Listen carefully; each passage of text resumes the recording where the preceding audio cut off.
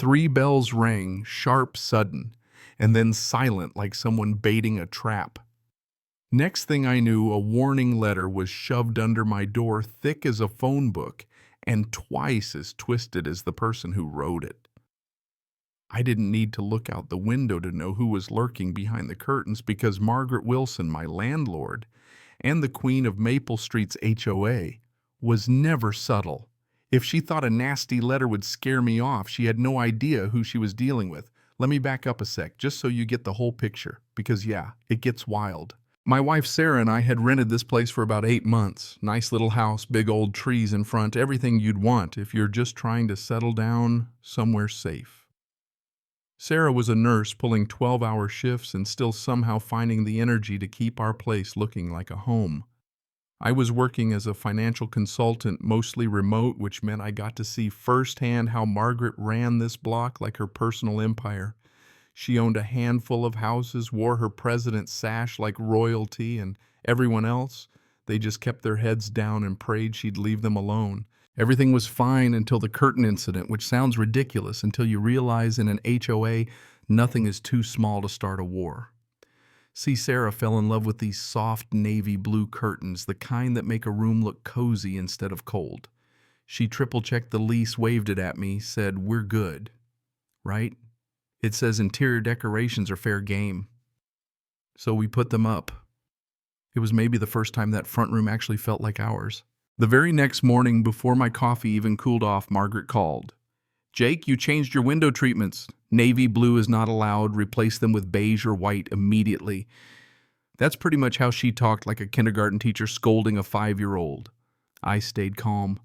"Margaret, there's nothing in the rules about curtain colors. Can you show me the regulation?" She hung up without answering, which was answer enough.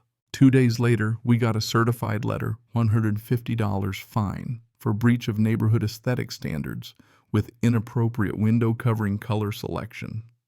I swear that was the wording. Sarah read the notice and slammed the HOA rulebook on the counter so hard our dog barked. We went through every page twice. Nothing about curtain colors, absolutely nothing. I figured I'd handle it professionally, so I asked for a meeting. When Margaret opened the door, she looked at me like I'd tracked mud onto her white carpet. "As HOA president, I determine what's appropriate," she sniffed. "If you don't like it, you're free to find somewhere else to live." That's when I knew this wasn't about curtains. This was about power. She wanted me out, and she was going to make life hell until I left. A week later, rumors started. Out of nowhere, sweet old Mrs. Henderson next door pulled me aside and whispered, "Jake, I heard you and Sarah are planning to paint your house hot pink and grow marijuana in the yard. That can't be true, right?" I mean, what I laughed, but her face was serious. That's when it hit me. Margaret wasn't just annoyed. She was out to wreck our reputation. Sarah started coming home from work in tears. Neighbors she'd chatted with for months now crossed the street to avoid her. Trash appeared in our yard. Notes slid under our door.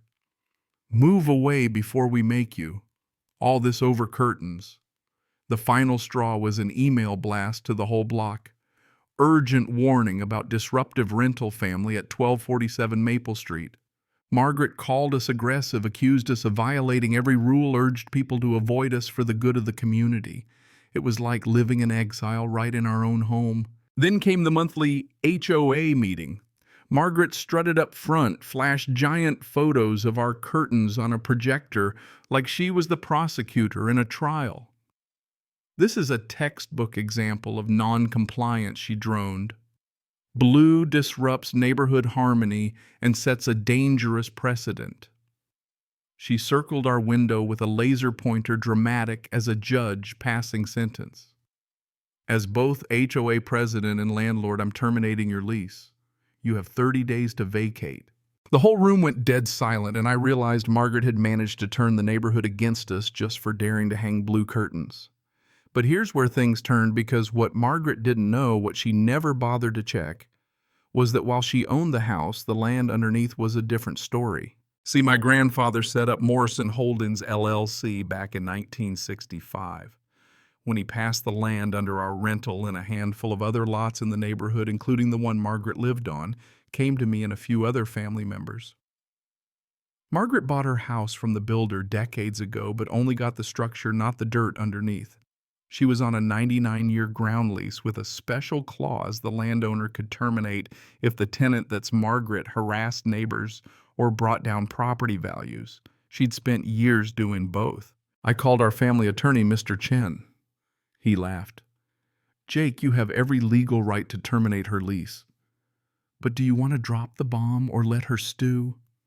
Honestly, I wanted her to know she'd crossed the wrong person, but I didn't want to play dirty, at least not right away. So I talked to David, Margaret's husband, nice guy, tired eyes, apologized for his wife before I even got to the point. I explained the ground lease. He turned pale. "So we could lose the house if I wanted to push it, yes," I said, "but all I want is for Margaret to stop." That's when David dropped his own bomb. Margaret's been planning to buy up the whole neighborhood, flip it to a developer, Greenfield Corporation.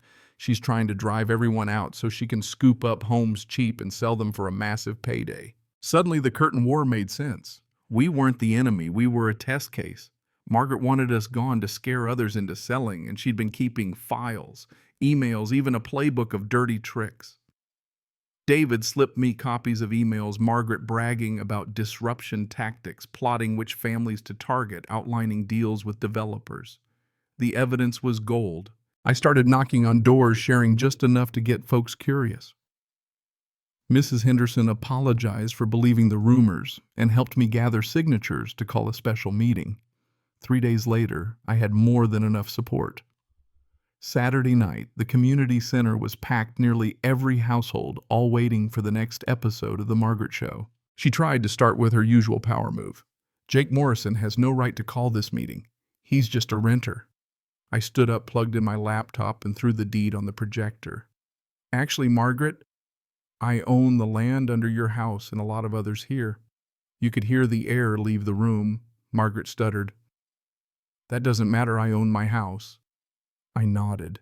"But you're breaking the lease by harassing neighbors and wrecking property values." Then I dropped the real bomb, the emails. Plans to sabotage property values, push families out, flip the whole block to developers. The room exploded. People started shouting. Margaret swore it was all fake, but David stood up, told everyone the truth, said he'd given me the emails because he couldn't stomach the lies anymore. You could see Margaret wilt.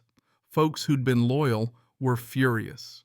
Mrs. Henderson called for a vote to remove Margaret as HOA president.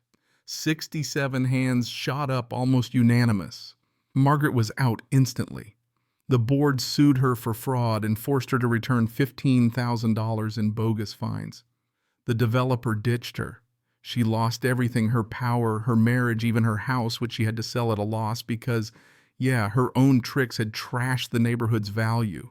The new HOA president, Mrs. Henderson, started making real changes, got rid of Margaret's crazy rules, set up open meetings, even hosted monthly barbecues. Sarah and I were asked to join the board. I became the legal advisor, determined to make sure no one ever pulled Margaret's nonsense again. Funny thing, neighbors started putting up all kinds of colorful curtains. The block looked more alive than ever. A few months later, Margaret came by one last time, no fight left in her. She apologized, said she'd let greed ruin her life. I told her the truth, power means nothing if you use it to crush people. Sarah said she was proud I hadn't gone nuclear, because real justice is about letting the truth come out and letting people decide what's right. Now, when I look at those navy blue curtains, I don't see trouble. I see a line in the sand, a choice to stand up even when it's tough. And sometimes, the best revenge is giving the community a chance to heal and grow instead of just nuking the enemy. So what would you have done? Gone nuclear or let the truth play out? Drop your take in the comments. Because let's be honest, there's always another side to every HOA war.